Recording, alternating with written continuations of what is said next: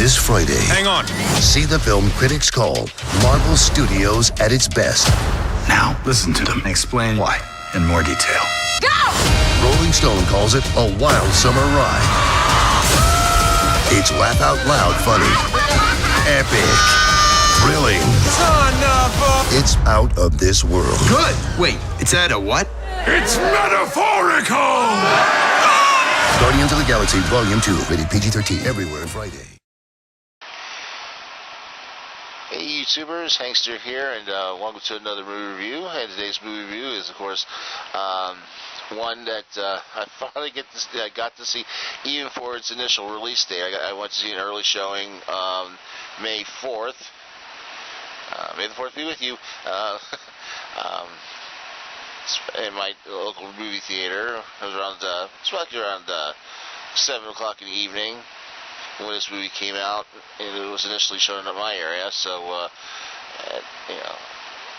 what I'm talking about, of course, Guardians of the Galaxy Volume 2, starring Chris Pratt, Zoe Delnega, Batista, and of course the return of Vin Diesel is the voice of Groon, even though, of course, it's sped up a bit, featuring, of course, he's playing Baby Groon this time around. And also featured appearances by Sylvester Stallone, he slides in this, and Kurt Russell as Ego, a.k.a. Star-Lord's dads. And just numerous, and of course, Karen Gillan returns. Of course, we all remember her from the Adventures of the 11th Doctor on Doctor Who. She, of course, returns as Nebula. And Mike Ruger, a.k.a. Yondu. He, of course, the blue badass is back in this movie as well.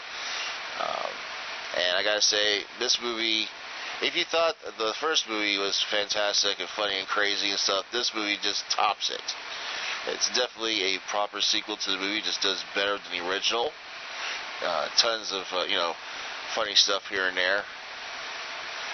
You'll just laugh your ass off when you get the humor in there. Now, of course, the initial storyline starts off with the Guardians protecting a planet from a invading interdimensional monster who's attracted to their power sources. And after they defeat that and meet off with their leader, they, of course, get in trouble with the planet because Raccoon decides to steal some stuff from the people. Of course, they're known as the Sovereign. They're sort of like golden beings that have some sort of weird cult-like religion type things. And of course, they even fight using remote control things that and they're treated like they're playing video games or something. Of course, the Guardians are rescued by a mysterious benefactor, calling himself Ego, and fight by Kurt, who, of course, tells Star-Lord that he is his father, his long-lost father, who, of course, was a spaceman who came to Earth, met up with his mother, got her pregnant, and because he had to return to his home world, which of course was his actual body. Yes, this is Ego, for all you Marvel fans, this is Ego, the living planet, that is able to take the form of a human to interact with other beings. And he's tells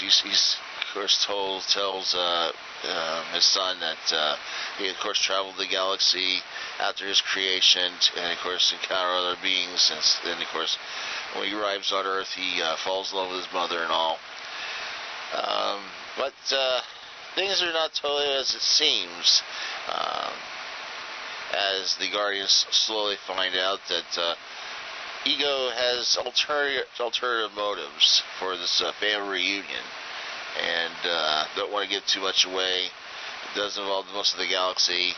I don't want to give too much of a spoiler. Now, of course, meanwhile, being that they were unsuccessful into eliminating the Guardians, the Sovereign citizens, of course, have getting a hold of Yondu's crew members. Yondu, of course, is living in disgrace because of breaking the code of his fellow thieves. Of course, something connected towards Ego, let's put it that way. And of course, they do capture Rocket, Raccoon, and Groot, and with the help of Nebula, who of course was originally taken prisoner by the Guardians to take her back to the Kree, and all. Not that Kree. There was another race, and of course the crew mutinies against Yondu, rendering him unable to use his special weapons, and it's up to Rocket and Groot to help him out, and of course regain control of the ship and go and rescue the rest of the gang. And of course Yondu also knows Ego's alternative motives through his dealings with him and all. And it's probably of course, on the planet, they meet up with a young alien girl named Mantis, who, of course, is Ego's assistant or servant or whatever. And she, of course, is an alien empath. She can read and sometimes manipulate other beings' emotions by touching them and all. But interesting. She's sort of almost like an innocent. She doesn't understand how to interact with other beings, but even though she does know Ego's true intentions for the movie. And of course it just winds up with a big battle royal against the Guardians, involving the Guardians, this Ego, the Sovereign, Yondu's fellow Yondu, and all, and it's just one big crazy battle royal with laughs and action, adventure, and special effects, and all that crazy stuff. But it is definitely a deserving sequel to the 2014 release. Just more of what we got the last time, just more humor, and of course, obviously, there is more character development in this movie.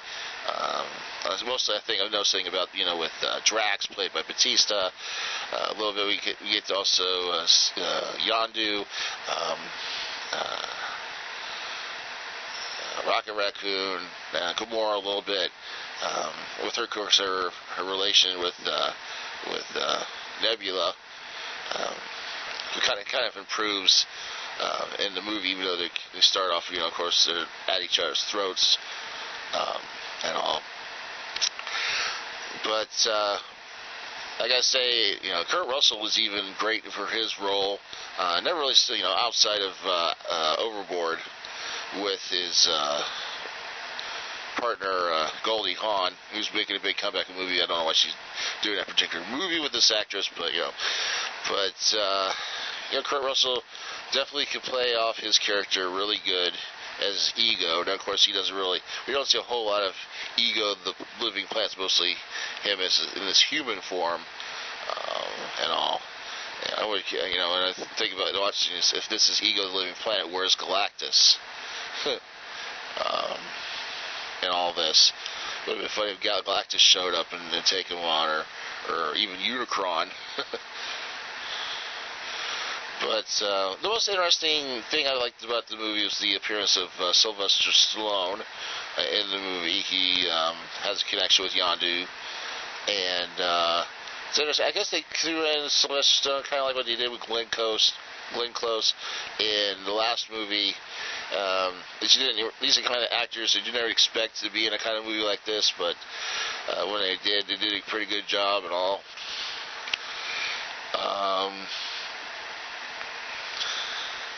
Hopefully I didn't get too much away with, just mentioning who they connected to. People, some of the newer characters are connected to the older characters in one form or another. And of course, there's more classic rock and pop music through Star-Lord's little cassette player.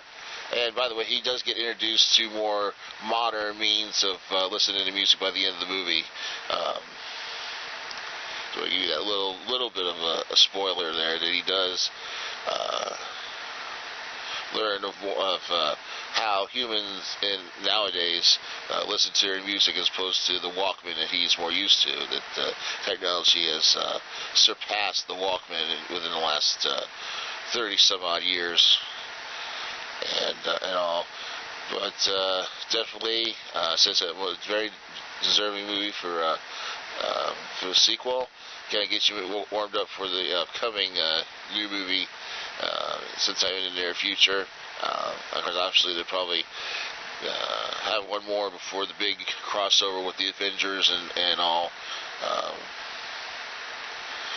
So hope you enjoyed this little review of Guardians of the Galaxy Volume 2. And of course, by the time you see this, it'll be out. The movie itself will be out in theaters. As I said, I did catch an early review. Preview, actually, an actual events of the movie. And probably our next movie review before we get into the more newer movies of the year starring in this month will be Manoa, starring Dwayne "The Rock" Johnson. I'll probably do that just before we catch the Baywatch movie, also starring The Rock Johnson. So, hope you enjoyed this review, and of course, once again, stay tuned for more reviews and whatnot here on the Multiverse. See ya.